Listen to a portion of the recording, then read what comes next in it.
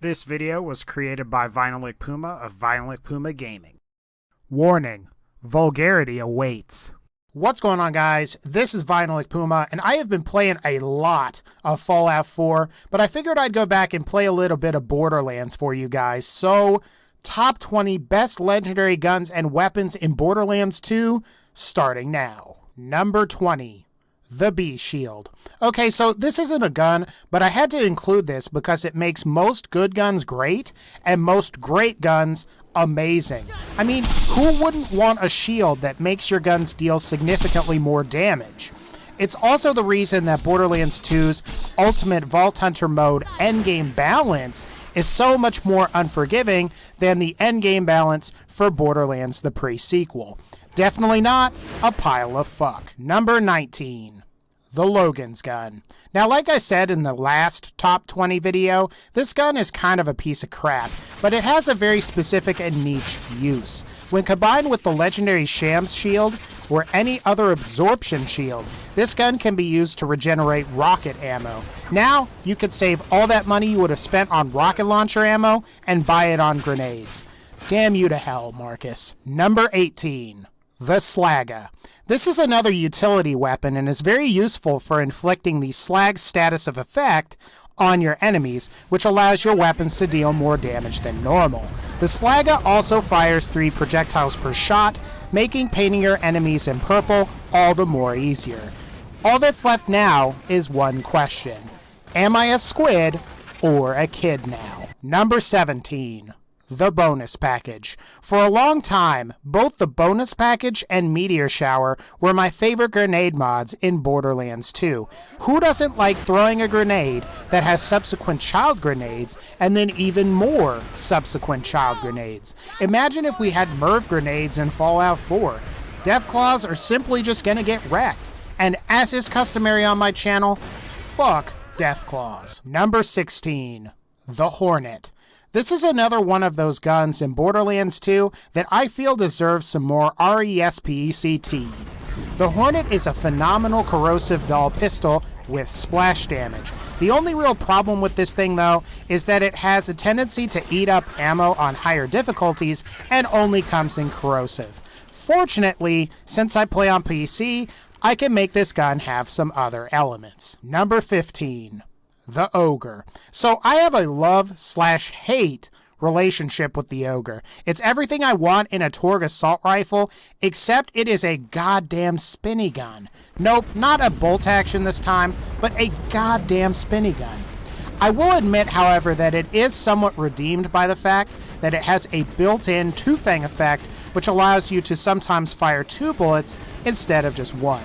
And that's pretty nice. Number 14. The Hellfire.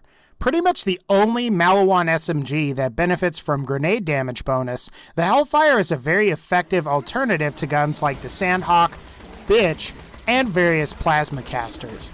It's effective on pretty much everyone from Axton to Maya and even to Krieg. A welcome classic from Borderlands 1 to everyone's arsenal in Borderlands 2. Number 13. The Bitch. Possibly the most precise SMG in Borderlands 2, the Bitch is excellent for scoring critical hits on various enemies while both hip firing and aiming down the sights. The Bitch also comes in all elements and even includes a non-elemental version. It's a good thing that the bandits don't say, quote, "Oh shit, I got bitched," when shot at with the Bitch. Cringe factor equals maximum. Number 12. The Stormfront. The Stormfront is a very effective grenade mod when it comes to dealing damage directly to enemies. Unlike other grenade mods which have the potential to miss, as long as enemies walk into the Stormfront's area of effect, they will receive damage consistently until they die or the grenade expires. You can also stack multiple Stormfronts for more damage and more awesome. Number 11. The Flakker. While I would argue the Flakker is okay on its own, the Flakker excels with a Torg rocket launcher with high swap speed. Using the passive weapon effects glitch, you can significantly increase the damage of the Flakker by firing the shotgun and then quickly switching to a Torg rocket launcher. Rinse and repeat, and you have an effective way of killing most larger enemies like Saturn and the Warrior. Number 10. The Chain Lightning.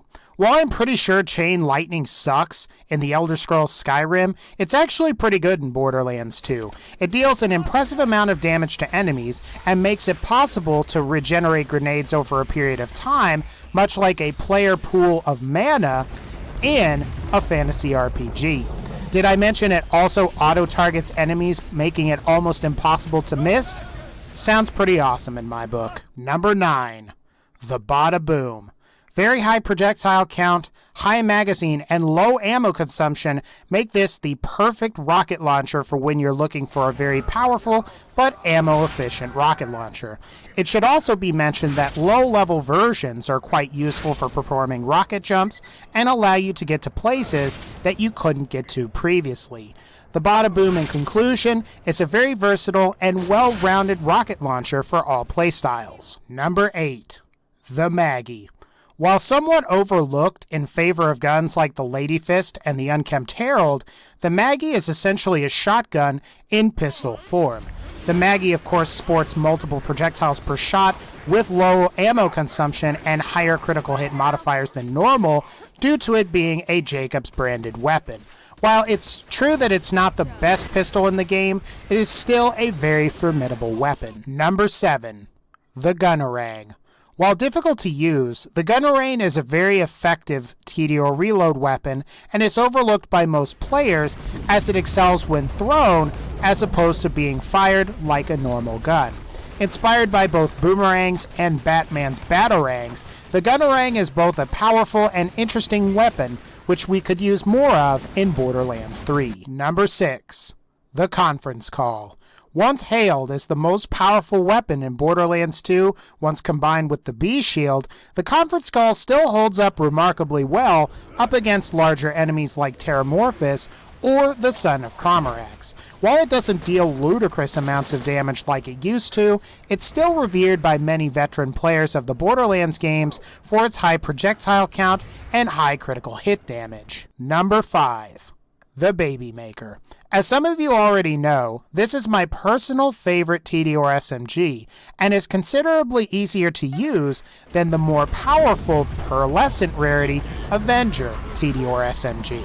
Upon throwing this weapon to reload, the initial gun explodes and spawns up to 2, quote, baby versions, which also have the chance to explode, dealing even more damage. It's possible to achieve the same amount of damage as an E-Tech TDR SMG with the Baby Maker, while also having considerably lower ammo cost per reload. Number 4. The Lyuda/White Death. Based off of one of the highest DPS sniper rifles in Borderlands 2, the Lyuda/White Death essentially deals more critical hit damage, and after a certain distance, the initial projectile splits into 3. Now, more experienced players can properly gauge the distance at which that initial projectile splits and exploit this to maximize the Lyuda/White Death's damage potential. And some people said sniping in Borderlands 2 was dead. Number 3. The Fastball. This is the most powerful grenade mod in the game and was buffed 2 years ago during the special $100,000 loot hunt event, giving the Fastball almost a 500% base damage increase. Now, before that buff, this was arguably one of the weakest legendary grenade mods in Borderlands 2.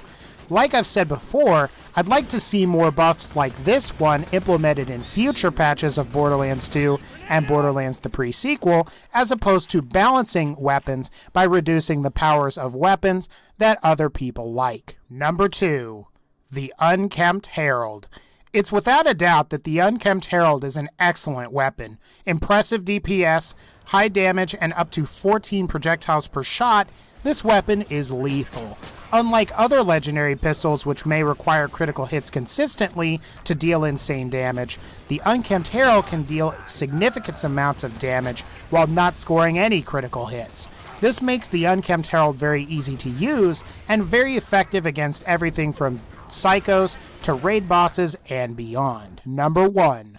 The Norfleet.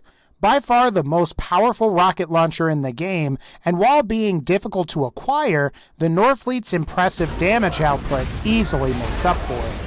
What it lacks in direct damage, it makes up for with the ability to fire 3 E-Tech rockets at one time and massive area of effect damage. When combined with the Sham Shield, it's possible to literally walk through the game without breaking much of a sweat and not consuming very much ammo in the process. Anyway guys, that's going to pretty much wrap up this video. If you liked this video, please be sure to leave a like and stay tuned for more Borderlands and Fallout 4 videos. As always, take care and I'll see y'all next time.